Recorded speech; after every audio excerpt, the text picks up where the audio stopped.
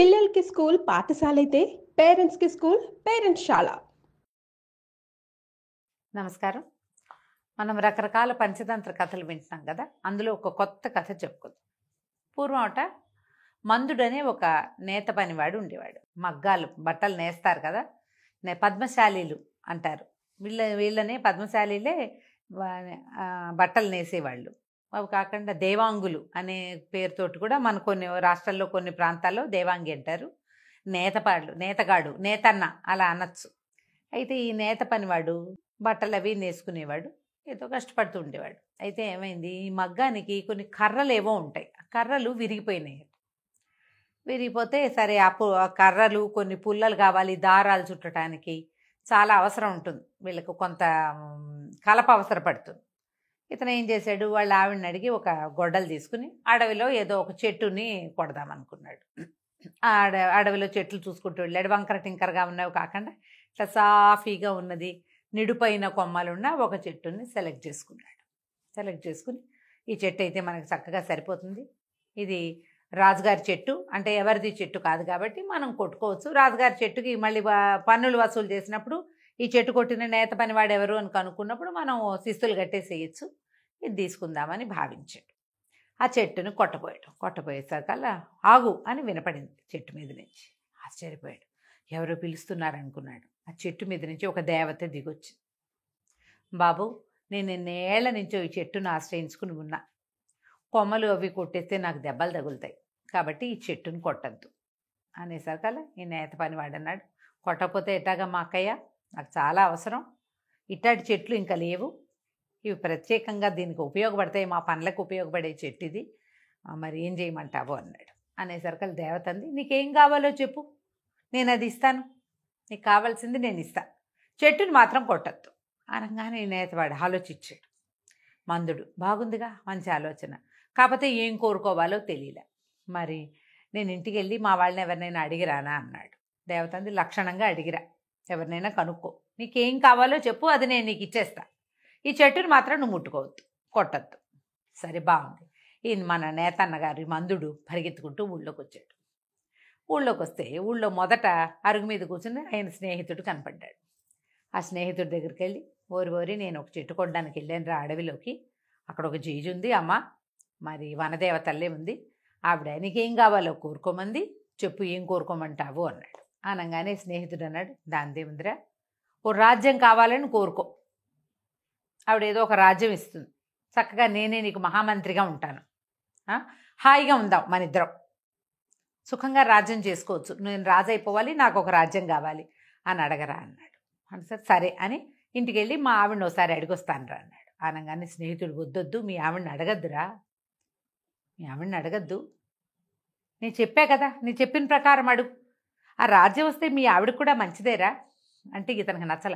మా ఆవిడకి ఏమో ఐడియాలు ఉంటాయో, అయినా మా ఆవిడని అడగద్దని ఎందుకు అంటున్నావు నువ్వంటే, మీ ఆవిడ తెలివి తక్కువది, స్వార్థపరురాలు, 2 పాయింట్లు ఉన్నాయి. సాధారణంగా ఆడవాళ్ళు అంటే ఈ పాయింట్లు చెప్తే ఈ కాలంలో కోపం వస్తుంది, కానీ ఆ కాలంలో అలా ఉండేదో ఏమిటో మరి. అతను మాత్రం ఏం చెప్పాడంటే, మీ ఆవిడకి ముందు చూపు ఉండదు, ఆడవాళ్ళకి ముందు చూపు ఉండదు, స్వార్థపరులు, తమకు బాగుండే విధానమే ఆలోచిస్తారు, కానీ అందరికీ బాగుండేది కానీ ప్రపంచానికి బాగుండే దానితో కానీ వాళ్ళకి సంబంధం లేదు, వాళ్ళకి ఆ రోజుకు బాగుండటమే కావాలి అంతే, వాళ్ళకి తెలీదు, అంత ప్రపంచం తెలీదు. ఆ కాలం ఆడవాళ్ళు మరి కూపస్థ మండుకాలుగా ఉండేవాళ్ళు కదా, చదువు సంధ్య లేని కాలం కాబట్టి ఈ మాట చెప్పబడిందండి, మీరేం తప్పట్టుకోకండి, కథలో ఉన్నదే చెప్పుకుంటున్నాం మనం. అక్కడి నుంచి ఇతను అన్నాడు, అబ్బెబ్బే అట్టా కాదు, మా ఆవిడంటే పంచప్రాణాలు నాకు, ఆమె చాలా ప్రేమగా ఉంటుంది, చాలా శ్రద్ధగా వంట అది చేసి పెడుతుంది, ఎంతో శ్రద్ధగా ఉంటుంది నాతోటి, అడగకపోతే బాగుండదు కదా, నేను మా ఆవిడనే అడుగుతానన్నాడు. సరేనన్నాడు స్నేహితుడు. ఇంకేం చేస్తాడు, వీడు వింటలేదు మాట. సరే, ఈ నేతన్నగారు పరిగెత్తుకుంటూ ఇంటికి వచ్చాడు. మందుడు వచ్చి, ఏమే చెట్టు కొట్టపోతే చెట్టు మీద ఒక దేవత ఉంది, ఆవిడేమో నీకేం కావాలో నేను ఇస్తాను, చెట్టును కొట్టద్దండి, నా స్నేహితుడు ఉన్నాడు కదా సుబ్బయ్య, వాడేమో ఒక రాజ్యం అడగరా అంటున్నాడు అనేసరికల్లా ఈవిడంది, రాజ్యమా, ఇంకా నయం, ఆయనకి ఏమన్నా తెలివిందా లేదా, రాజ్యాలు అవి తీసుకుంటే ఆ రాజు పనులు మనకేమొచ్చండి, మనకు వచ్చింది నేత పని అయ్యే, రాజుకు పోళ్ళు పనులు ఉండవు, కత్తులు కటార్లు వాడాలి, సింహాసనాలు అవి ఎక్కి కూర్చుని నెత్తి మీద కిరీటాలు అవి పెట్టుకోవాలి, మనకి కిరీటం పెట్టుకోవటం రాదు, సింహాసనం ఎక్కటం రాదు, కత్తి కటారు పట్టుకోవటం రాదు, బోళ్ళని కష్టాలు ఉంటాయి రాజు పదవికి, అవన్నీ వద్దు మనకి. చక్కగా ఇంకో తల ఇంకో జత చేతులు అడగండి. మనం నేత పని వాళ్ళం కదా, 2 చేతులు చాలవు మనకి. ఇంకో 2 చేతులు ఉన్నాయనుకోండి అదనంగా, చక్కగా ఎన్ని బట్టలైనా నేయచ్చు కదా. మీరు ఈ 2 చేతులు ఈ ఒక్క తలతోటే మీరు నెలకి సరిపడా 40 వస్త్రాలు నేస్తుంటే, ఇంకో తలుండి ఇంకో జత చేతులుంటే 40 80 వస్త్రాలు నేయం మనం. ఒక్క నెలలో 2 నెలలు డబ్బులు వస్తాయి. మనకు వచ్చిన పని చేసుకుంటాం హాయిగా. రాజు పనులన్నీ మనకెందుకు? మీ స్నేహితుడు ఒక మూర్ఖుడు, వాడికేం తెలుసు, వాడి తలకాయ అట్టాటివి పెట్టుకోవద్దు, చక్కగా ఇంకో తల ఇంకో జత చేతులు అడగండి అని. మనవాడు సరేననుకున్నాడు. ఇది నిజమే, రాజు పనులు మనకి రావు, నేత పనులు అయితే బాగా వచ్చు. సరే అనుకొని మర్నాడు పొద్దునే బయలుదేరి చద్దన్న తినేసి వెళ్ళాడు అడవికి. వెళ్తే వెళ్ళి ఆ చెట్టుని తట్టాడు. తట్టంగానే జేజి దిగొచ్చింది వనదేవత. ఏం కావాలి తమ్ముడు, నీకేం కావాలంటే అది ఇస్తానంది. నాకమ్మ ఇంకో తల ఇంకో జత చేతులు ఇవ్వు చాలన్నాడు. ఆవిడ క్షణం నిర్ఘాంతపోయి, సరే నీకు కావాల్సిందే ఇస్తున్నా, నువ్వు మళ్ళీ ఇక్కడికి రాకూడదని. నేను రాను, నువ్వు నాకు ఇంకో తల ఇంకో జత చేతులు ఇమ్మనంగానే అలాగే అంది. అభీష్ట సిద్ధిరస్తు అన్నది. ఆనంగానే వీడు తల పక్క నుంచి టికీమని ఇంకో తల మొలిచింది. ఈ 2 చేతులతో పాటు వెనకాల నుంచి 2 చేతులు వచ్చినాయి. 4 చేతులు. అతను అటు ఇటు ఎడు చూడాలో ఎడు చూడక్కర్లేదు తెలియటల్లా అయోమయంగా ఉంది. కానీ ఒక ఉద్రేకం వచ్చింది. తన భార్య చెప్పింది ఇదే, ఒక్క తల జత చేతులతోటి నేను నెలకి 40 వస్త్రాలు నేస్తుంటే 2 తలలు 4 చేతులతోటి నేను ఎన్ని చేస్తానో ఇదంతా ఈ సంతోషాన్ని భార్యతో పంచుకోవాలి, ఈ విచిత్రాన్ని భార్యకు చూపించాలని అతను ఊరు వైపుకి నడిచెళ్ళాడు. ఊరు వైపుకి వెళ్తుంటే జనాలందరూ చూసి ఆశ్చర్యపోయారు. ఈ 2 తలలు 4 చేతులు ఉన్నదాన్ని ఏమిటంటారు, మనిషి అంటారు? ఊళ్ళో వాళ్ళంతా కంగారు పడి ఏదో వింత జంతు వస్తోందని రాళ్ళు రప్పలు వేసి కొట్టేశారు. ఈ నేత ఆయనకి నేనేనని చెప్పడానికి రాలా, 2 నోట్లతోటి మాట్లాడాడు, 4 చేతులు కదిపాడు. అది కదిలిన కొద్దీ, అది మాట్లాడిన కొద్దికి ఆ మనిషి ఈ జనాలందరికీ అదేదో వింత జంతువులాగాను ప్రమాదకరమైన జంతువులాగాను కనపడింది.